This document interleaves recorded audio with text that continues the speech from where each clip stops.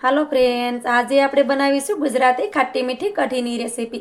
તેના માટે આપણે 2 તીખા મરચાં લીધા છે, થોડાક આપણે લીલા ધાણા લીધા છે, એક ટુકડો આપણે આદુનો લીધો છે, થોડાક આપણે મીઠા લીમડાના પાન લીધા છે। આ બધી વસ્તુને આપણે ખાંડણીમાં નાખી દેવાની છે। હવે આપણે બધી વસ્તુને ખાંડી લેવાની છે। બધી વસ્તુને આપણે આ રીતે હાથકસરી ખાંડી લીધી છે, તમે જોઈ શકો છો। હવે આપણે 2 વાટકા ભરી અને મીડિયમ ખાટી છાશ લીધી છે।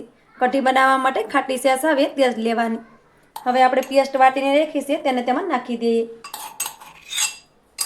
હવે તેમાં આપણે 2.5 ચમચી ભરી અને ચણાનો લોટ નાખી દઈએ। છાશ આપણી વધારે પતલી હોય તો લોટ થોડોક આપણે વધારે નાખવાનો। હવે બધી વસ્તુને સારી રીતે મિક્સ કરી દેવાનું, જેથી કરી તેમાં કોઈ પણ ગાંઠા ન પડે।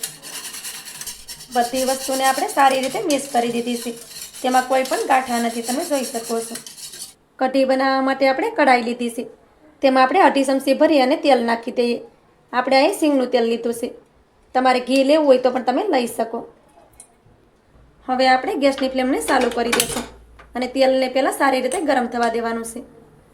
તેલ આપણું સારી રીતે ગરમ થઈ ગયું છે, તેમાં આપણે 1/2 ચમચી ભરીને રાઈ નાખી દઈએ, 1/2 ચમચી ભરીને જીરું નાખી દઈએ, થોડાક આપણે મેથીના દાણા નાખી દઈએ, 1 ચપટી આપણે હિંગ નાખી દઈએ, 4 થી 5 આપણે મીઠા લીમડાના પાન નાખી દઈએ, 2 આપણે ઉકેલા લાલ મરચાં નાખી દઈશું, 1 આપણે તમાલપત્ર નાખી દઈશું।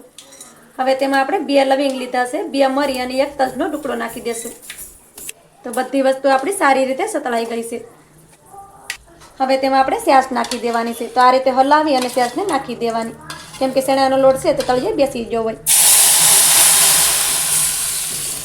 પછી તેને સારી રીતે મિક્સ કરી દઈએ। હવે તેમાં આપણે સ્વાદ પ્રમાણે મીઠું નાખી દઈએ, થોડુંક આપણે ધાણા જીરું પાવડર નાખી દઈએ। કઢીને ખાટી મીઠી બનાવવા માટે તેમાં આપણે 1 ચમચી ભરી અને દેશી ગોળ નાખી દઈએ। તમારે ગોળની જગ્યાએ ખાંડ નાખવી હોય તો પણ તમે નાખી શકો છો। તમને વધારે મીઠી કઢી પસંદ હોય તો તમે વધારે ગોળ પણ લઈ શકો। થોડોક તેમાં આપણે ગરમ મસાલો નાખી દઈએ। હવે બધી વસ્તુને સારી રીતે મિક્સ કરી દઈએ।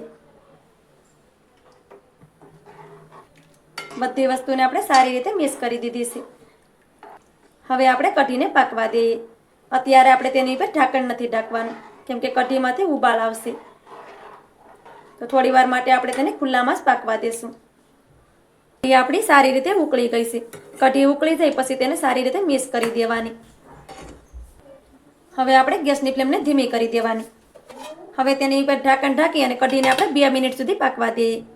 કઢીને આપણે ધીમા ગેસ ઉપર 2 મિનિટ સુધી પાકવા દીધી છે, ત્યાર પછી ઢાંકણ ખોલી અને આપણે કઢીને જોઈ લેવાની। 2 મિનિટ પછી કઢીને તમે જોઈ શકો છો કે એકદમ ટેસ્ટી આપણી કઢી બની અને રેડી થઈ ગઈ છે। ગેસની ફ્લેમને આપણે બંધ કરી દેવાની છે, ઉપરથી આપણે લીલા ધાણા નાખી દેશું। તો આપણી આ ગુજરાતી ખાટી મીઠી કઢી બની અને રેડી થઈ ગઈ છે। ઉનાળામાં જો આવી ખાટી મીઠી કઢી ખાવા મળી જાય તો ખાવાની તો મજા પડી જાય।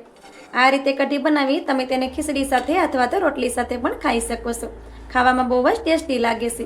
તો મળીએ એક આવી જ નવી રેસીપીની સાથે, ત્યાં સુધી બધાને જય માતાજી।